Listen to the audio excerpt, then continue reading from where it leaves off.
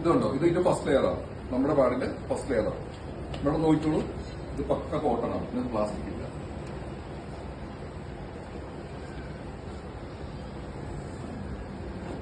അപ്പൊ നമ്മള് വെള്ളം ഇങ്ങോട്ട് പോയി നമ്മൾ നോക്കാൻ പോവാം. ഇതെല്ലാം ഞാൻ കീറുന്ന എല്ലാം കോട്ടണാണ് കേട്ടോ.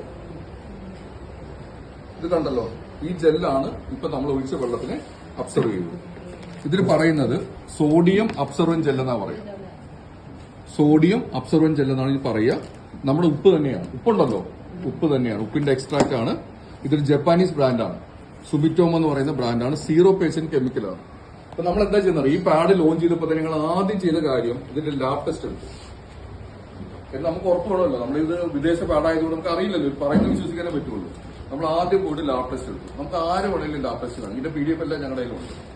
ഇതിനകത്ത് വിസ്പറിലും സ്റ്റേഫ്രിയിലും 10 പാഡുകളിലും ഗവൺമെന്റ് ടെസ്റ്റ് ചെയ്തതിലുള്ള കെമിക്കലിന്റെ പേരാണ് എഴുതിയിരിക്കുന്നത്. ഈ സൈഡ് എഴുതിയിരിക്കുന്ന മൊത്തം കെമിക്കലിന്റെ പേരുകളാണ്. ഇപ്പോഴത്തെ നമ്മൾ ടെസ്റ്റ് ചെയ്തപ്പോൾ കണ്ടോ, ND എന്ന N.D നോട്ട് ഡിറ്റക്റ്റഡ് ഇല്ലാന്ന് കണ്ടുപിടിക്കാൻ പറ്റിയിട്ടില്ല. 0%, 1% പോലും കെമിക്കലില്ല ഈ പാഡ്, ഈ ജെല്ലിനകത്ത്. ഓക്കെ, ഇനി ഞാൻ ചെയ്യാൻ പോകുന്ന കാര്യം എന്താണെന്നറിയോ, 60 മില്ലി വെള്ളമാണ് നമ്മൾ ഒഴിച്ചത് അല്ലേ, ചെറുജില്ലി, ശരിയല്ലേ? എത്ര ഇതിന്റെ കപ്പാസിറ്റി എന്ന് പറഞ്ഞത്?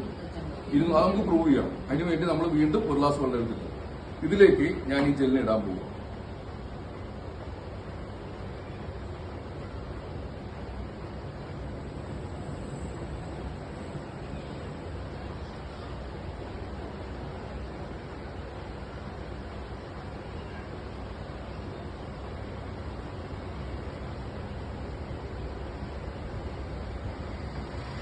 ഓക്കെ, കിട്ടും. ഇനി വേണം ചെയ്യേണ്ട കാര്യം വെച്ചാൽ ഒരു 1 to 10 കൗണ്ട് ചെയ്തു, 1 തൊട്ട് 10 വരെ. 2, 3, 4, 5, 6, 7, 8, 9, 10. ഇതാണ് ഇതിന്റെ ക്വാളിറ്റി എന്ന് പറയുന്നത്. കണ്ടല്ലോ, അതായത് 10 സെക്കൻഡ് കൊണ്ട് 250 മില്ലി ബ്ലഡിനെ ഇവൻ അബ്സർവ് ചെയ്യും. നിങ്ങൾ കൈ തൊട്ടപ്പോൾ നനയാത്തത് അതുകൊണ്ടാണ്. ഉണങ്ങിയിരുന്നില്ലേ? ഇതാണ് കാരണം. അങ്ങനത്തെ ഒരു പാട് ഇന്ത്യയിലില്ല.